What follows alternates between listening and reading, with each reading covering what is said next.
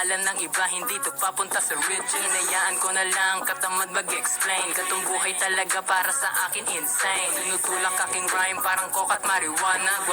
Gwaping siya wala kong baby mama. Chikay kasama kong lahat man ay aking makuha. Titigan ka mainit pag ako na tumitigil-usaw. Kita mo naman kung gano'ng kalupet ng aking mga galaw. Sa simpleng pang-aakit ko sa'yo, di ka na makabitaw. Baby, get my money baby. Sige gawin mo yan, sige gawin mo yan. Sige gawin mo yan, get my money baby. Sige gawin mo yan, sige gawin mo yan. Sige gawin mo, sige gawin mo yan. Sige gawin mo yan, sige gawin mo yan.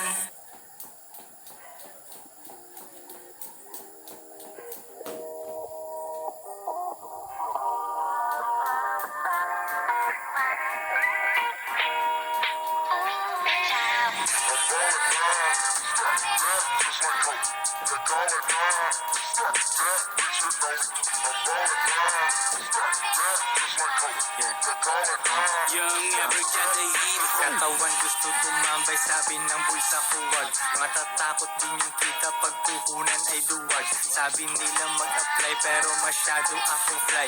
Hindi bagay sa ganon pag may boss ako'y matamlay. The SNK to the Y, hindi magkahanapan, malaki yung bahay. Shooters namin hindi sasablay, sigurado na biya kung sino ang sasabay.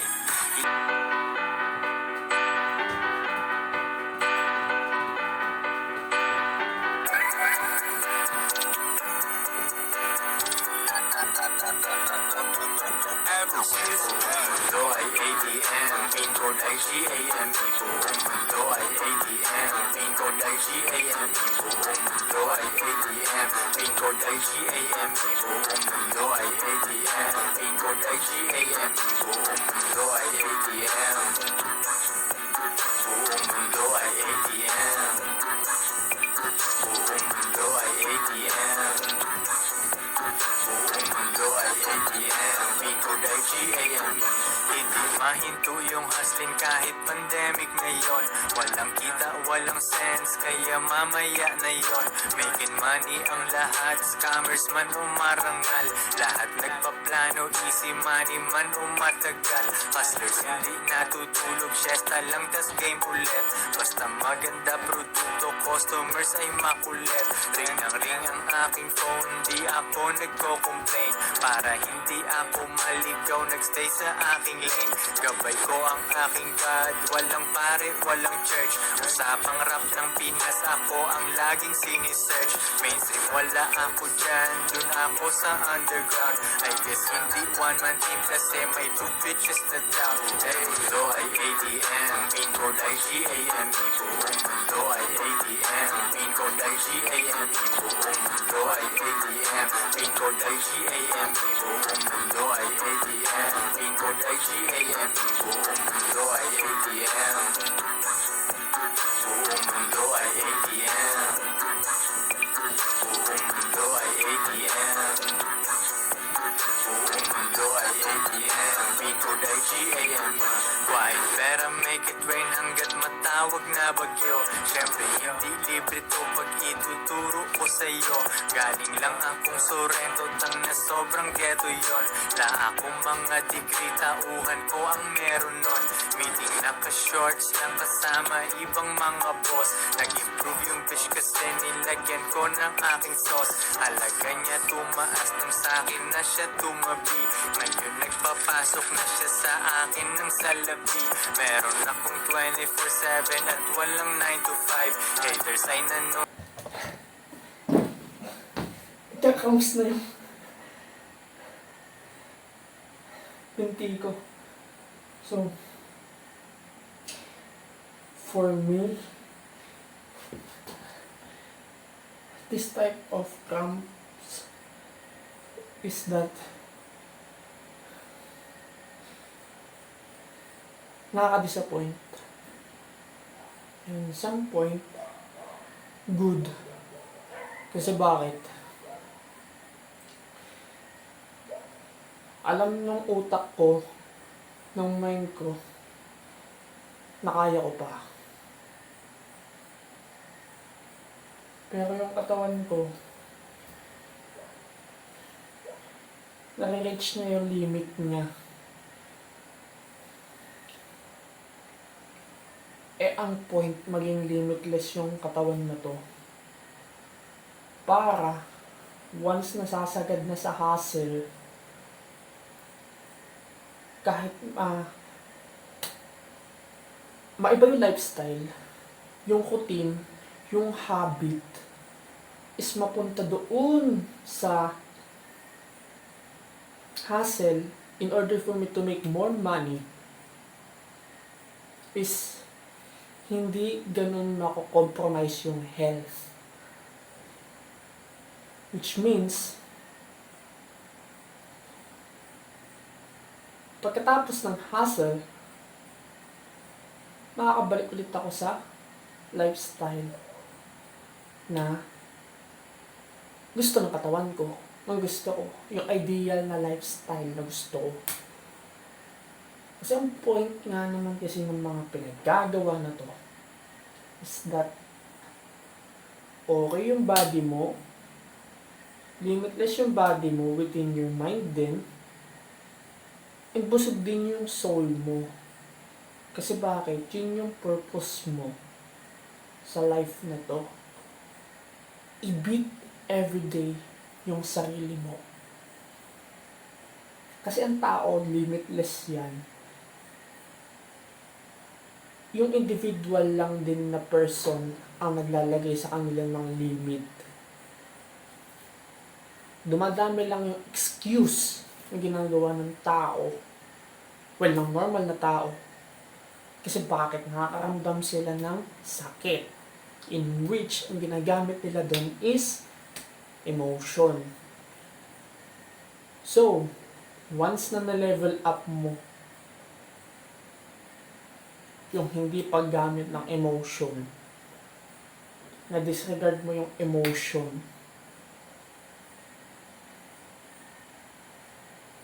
you'll become relentless. And kahit sino pa yan, may itchapwera yan basta nakaka-focus ka sa goal mo. Kasi yun naman ang point ng life eh. Life is full of suffering. In order for you to feel like yun yung heaven, ang kailangan mong daanan is yung pain, suffering, failures, struggles, lahat ng bullshit na nangyayari na problem sa life mo. Yan yung nagpapatibay sa'yo as a man. Ngayon, kung hindi mo sasadyain, banggain yung mga problems na yan, the life itself ang magbibigay sa'yo ng problem. Na ikaw na mismo yung magugulat na lahat. Maka-fuck up ka kasi hindi ka ready. Yung mind mo, yung mental resilience mo, hindi niya kayang i-carry yun. Gets? So, as much as possible na maaga pa, na-build mo yung self-awareness within yourself, within thyself, go on. Along the way din naman, meron din tutulong sa'yo eh. May inspire at may inspire ka, meron may mag-hate, kasi nga bakit? Nagagawa mo yung mga bagay na hindi nila nagagawa. Nadi-disregard mo yung noise sa surroundings mo, sa radar mo. Kasi naka-focus ka sa goal mo. And once that you reach that point, kaya mo ngayon ilatag yung blueprint mo. Na yung blueprint na yun, credible siya. Mahirap siya, pero credible. Meaning, hindi talaga siya para sa lahat. Meron at meron ka mong sacrifice. So, as much as possible, sanayin mo na yung mga bagay na alisin, i-cut mo, mag-detach ka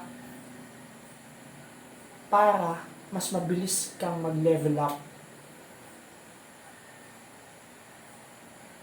So, mas mabilis kang nag-level up makikita ngayon nila yung result. And, once na nakita nila yung result, tingin mo ba,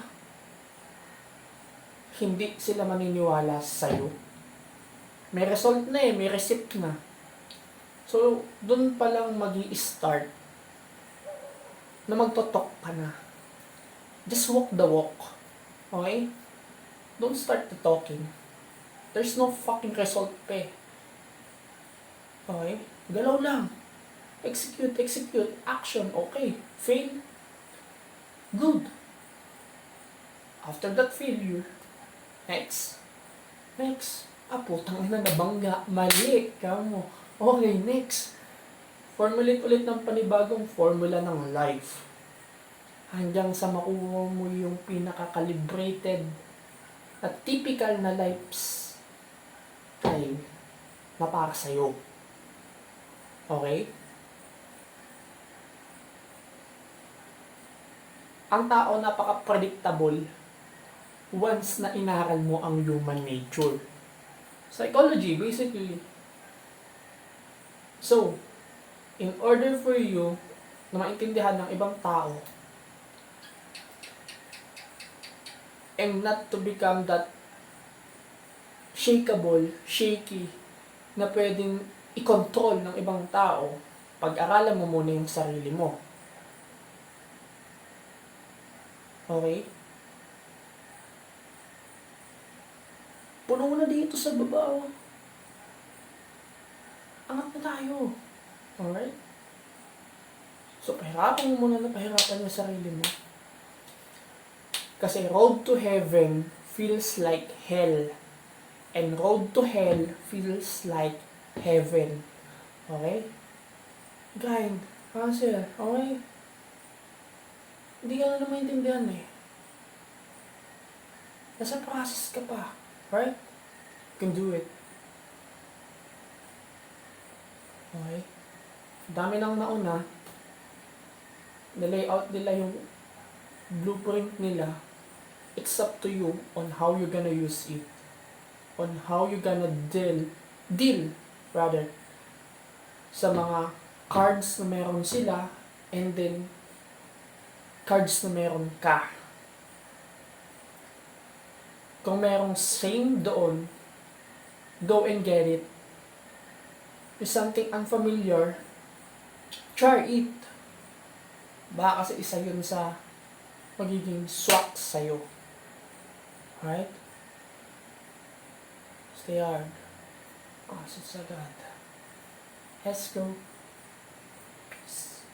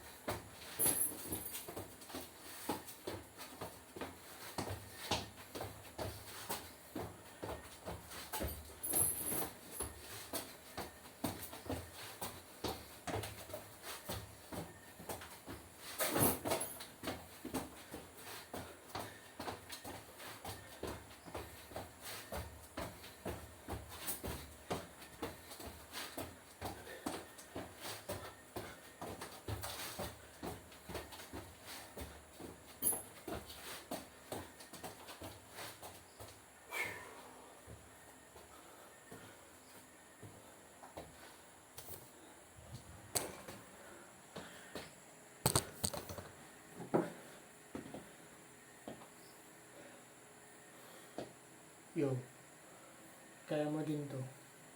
Okay?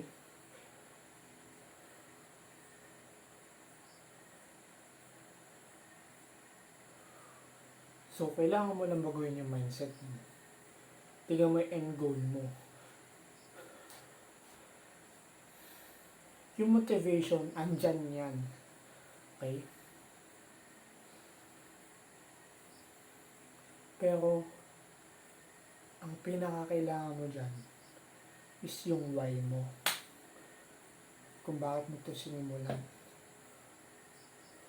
Pati, by the end of the day, wala talagang tutulong sa'yo, kundi sarili mo. Once na nakita ng tao na kaya mo galing yung sarili mo, the opportunity itself ang magbibigay sa'yo nun. Okay? Ikaw na mismo yung mamimili kung paano. So, galingan mo.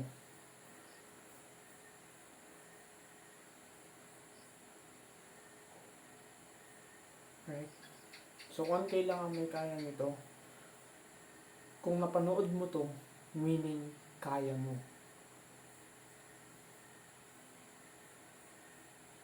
Hayaan mo yung noise sa paligid mo. Kasi hindi lang nila kaya yung kaya mong gawin. Right? Will Jones, man. Peace!